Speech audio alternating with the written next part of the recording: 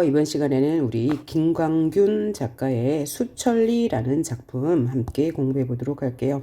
이 김광균 작가는요, 우리가 알고 있는 시가 많죠. 와사등이라는 시도 있고 또 추일서정 가장 유명한 건데요. 또 은수저라는 작품도 있어요. 외인촌이라는 작품도 있는데 이 작가의 특징은 모두 가장 많이 두드러지는 게 뭐냐면 감각을 잘 활용했다는 거예요. 그래서 뭐 시각, 청각, 후각, 미각, 촉각을 잘 활용했을 뿐만 아니라 이 시인의 작품에는 적어도 하나 이상의 공감각적 이미지가 드러납니다. 그래서 가장 많이 묻는 것이 감각의 활용을 많이 묻고요. 그리고 또 다양한 감각을 표현하는 와중에 시각적 이미지도 굉장히 두드러져요. 그래서 그 시각적 이미지를 그림 그리듯이 보여줘 라고 할 때 우리는 뭐라고 하냐면 회화적 이미지가 두드러진다 라고 하죠. 그래서 김광균의 모든 시에는 회화적 이미지가 두드러지고요. 또한 공감각 사용되고요. 다양한 감각 두 가지 이상 사용된다. 그 다음에 그 감각이 입체적으로 드러나요. 평면적이지 않습니다. 그러니까 입체적이라는 것을 하나의 감각을 다른 감각에다 전이시켰다는 거죠. 그 다음에 떠올릴 수 있는 이미지가 그 하나의 대상을 여러 가지로 이미지로 또 보여준다는 것도 되고, 어쨌든 이미지의 활용을 참 잘했다. 이게 김광균 씨의 특징이에요. 그래서 요거 중심으로 살펴보면 되겠습니다. 자, 그러면 이 작품은 수천리라는 작품인데요. 저기 은수저라는 작품과 똑같이 추모시예요. 추모시. 추모라는 게 무슨 뜻이에요? 죽은 대상을 그리워하면서 그의 죽음 이후의 축복을 기원한다. 이런 뜻을 갖고 있잖아요. 그래서 기본적인 정서는 그리움과 애상감이라고 할 수 있을 것 같고요. 자, 수천리라는 것은 구체적인 지명인데 현재 저기 강북 어디라고 합니다. 네, 그런데 구체적인 지명이죠. 자, 그래서 화자는 수천리에 있는 누이 동생이 죽어서 묻힌 묘지에 찾아가서 그에 대한 애상감과 안타까움을 그리고 있습니다.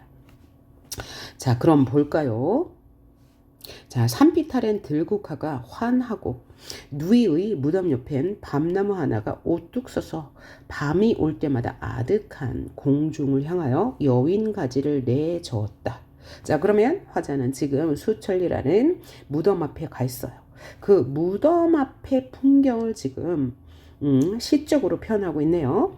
산빛 아랜 들국화가 피어있고 누이 동생의 무덤 앞에는 옆에는 밤나무가 있는데 그 밤나무가 여인 가지를 내젓고 있대요. 뭔가 이제 쓸쓸한 이미지가 전해져 오네요.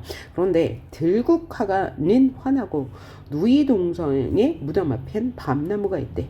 자, 그러면 밤나무가 있다. 그리고 들국화가 있다. 그러니까 계절적 배경은 일단 뭐라는 걸 알 수 있나요? 가을인가 봐요. 가을에 지금 화자가 무덤 앞에 찾아갔다. 누이의 무덤. 그런데 이 들국화는 환하게 피어있고 누이 동생의 무덤은 무덤 옆엔 밤나무 가지가 흐느적거리고 있어. 그러니까 대조적인 풍경이 보이네요. 그리고 이 밤나무 하나가 혼자 어떻게 섰어? 하나가 좀 외로움을 부각하고 있고 바람이 올 때마다 가을이니까 바람이 부는데 그때 가지 하나가 공중을 향하여 흔들리고 있다. 떠들고 있다. 뭔가 이제 좋지 않은 이미지. 이때 그 이미지는 어떤 것일까요? 가지 하나가 흔들리고 있으니까 뭔가 이 밤나무라는 죽은 화자의 누이 동생이 혹시 저승으로 가지 못하고 구천을 헤매고 있지 않을까? 라고 화자가 생각한다고 해석할 수 있죠. 그리고 갈 길을 못 찾는 영혼 같아 절로 눈이 감긴다. 뒤에 이유가 나와 있어요. 밤나무가 혼자 여인가지를 적고 있다는 것은 아마 이 죽은 동생인 이 밤나무로 형성화된 죽은 동생의 영혼이 갈 길을 찾지 못해. 즉 저승으로 가지 못하고 구천을 떠들고 있는 것 같아서 절로 눈이 감긴다. 그럼 절로 눈이 감긴다는 것은 뭔가 슬픔의 표현이겠다. 그죠? 화자의 눈이 감긴다라고 했으니까 화자는 지금 굉장히 슬프다 혹은 안타깝다. 죽은 노이가 저승으로 바로 가지 못하고 어딘가 떠돌고 있는 것 같아 안타깝다라고 해석할 수 있겠네요. 무덤 옆엔 작은 시내가 은실을 긋고 그 다음 등 뒤에서 서거기는 떡갈나무 잎에 차다란 비석이 하나 노을에 젖어 있다. 굉장히 시적인 표현이죠. 그래서 이 묘지 주변의 풍경을 회화적으로 그리고 있어요. 회화적이라는 것은 뭐예요? 눈에 그리는 것처럼 아주 선명한 시각적 이미지를 보이는 거죠. 그래서 회화적 이미지 확인할 수 있고 김광균의 모든 시는 이렇게 이미지를 잘 부각했다고 보시면 되겠어요. 자, 그래서 어떤 풍경이냐. 무덤 옆에는 작은 시내가 은실을 그으면서 흐르고 있고 그 뒤에는 떡갈나무가 서걱이고 있다. 서걱이는 소리예요. 그러니까 떡갈나무 잎이 흔들리는 소리를 서걱인다라고 표현했으니까 청각적 이미지 확인할 수 있고 그 숲을 잎에 차단한 차가운 비석이 하나 노을에 젖어 있어. 이게 풍경 묘사이죠. 자, 이 노을에 젖어 있다는 것은 뭘 표현하는 거예요? 이 비석이 노을에 물들고 있어. 그러니까 저녁이라는 풍경을 묘사한 건데 긍정적이진 않은 거죠. 그래서 이 비석이 노을에 젖어 있다는 것은 공간각적 이미지 확인할 수 있죠. 그렇죠? 노을이라는 시각에다가 이 시각을 뭘로 전이시켰어요? 촉각으로 노을이 젖어 있다. 그러니까 공간각적 이미지 확인할 수 있고 흰나비처럼 여인 모습 아울러 어느 무영한 공중의 그 체온에 꺼져버린 후 밤낮으로 찾아주는 건 빈 묘지의 물소리와 바람 소리뿐이다. 그러니까 이 묘지 굉장히 쓸쓸한 상황에 처해 있다는 걸 강조하고 있고 흰나비처럼 여인 모습 아울러 그러면 흰나비처럼 여인 모습은 바로 누이의 모습이 용관념이 되겠어요. 누이의 모습을 흰나비처럼 여이였다고 표현했고 그와 더불어 어느 무형한 형체 없는 공중에 체온이 꺼져버린 후에 그가 죽은 후에 흰 나비처럼 여인 모습을 한 죽은 누이가 체온이 꺼져버린 후에 죽은 후에 밤낮으로 찾아주는 것은 빈 묘지와 물소리와 바람소리밖에 없어 매우 적막하죠. 쓸쓸한 분위기를 보여주고 있네요. 그래서 청각적 이미지 활용했고요. 자, 동생의 가슴 위엔 비가 내리고 눈이 쌓이고 적막한 황혼이면 동생의 가슴 위의 원관형은 바로 역시 동생의 묘지가 되겠네요. 동생의 묘지. 비가 내리고 눈이 쌓이고 적막한 황혼이면 비가 내리고 눈이 쌓이고 시간의 흐름 볼 수 있죠. 시간의 흐름.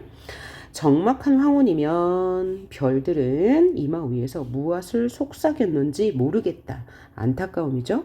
그리고 이 풍경을 묘사할 때 비가 내린다, 눈이 쌓인다. 하강적 이미지가 보여. 이 하강적 이미지는 대부분 부정적인 화자의 정서를 나타낼 때 쓰이죠. 그래서 비가 내린다, 눈이 내린다, 뭔가 쓸쓸한 고독 이런 거 연상하면 될 것 같고요. 적막한 황혼이면 이렇게 저녁이 되면 별들은 이마 위에서 무엇을 속삭이는지 모르겠다. 한 줌 흙을 헤치고 나즈기 부르면 누가요? 화자가요. 화자가 한 줌 흙을 헤치면서 누이를 한번 불러보면 한바꽃처럼 눈 뜰 것만 같아. 누가요? 죽은 누이가요. 누이가 눈 뜰 것 같아. 누이가 내가 나즈키 부르면 누이가 눈 뜰 것만 같아서 나는 서러운 생각이 옷소매에 스며었다. 나는 그냥 서러운 생각이 들었다는데 그 생각이라는 추상적 관념을 옷소매에 스미었다라고 구체적으로 표현해주고 있는데 나의 생각이 옷소매에 스미었어. 그러니까 나의 추상적인 관념을 스미었다라고 피부로 느끼는 촉각적 이미지로 표현한 거 이라고 해석할 수도 있고요. 옷소매에 스미면 뭐야? 옷소매가 물에 젖으면 색깔이 좀 변할 수 있기 때문에 시각화 표현하였다고도 할 수 있습니다. 자, 그래서 김광균의 수천리는 죽은 누이에 대한 추모의 시로서 안타까움과 그리움의 절절히 묻어난 시라고 할 수 있고, 다양한 이미지를 통해서 쓸쓸하고 적막한 분위기와 화자의 안타까움의 정서를 드러내고 있고, 들국화가 핀 것, 동성의 무덤의 대조적인 풍경을 통해서 이 무덤의 적막함과 화자의 슬픔을 부각하고 있다고 할 수 있고, 그 다음에 흰 나비 여인 모습을 통해서 누이의 안타까운 모습을 형성화했고요. 하강적 이미지를 통해서 이 묘지 풍경이 굉장히 부정적이라는 것을 강조하고 있고, 이 화자의 서러운 생각을 구체화하여 스며들었다라고 표현했다고 할 수 있네요. 자, 수고하셨습니다.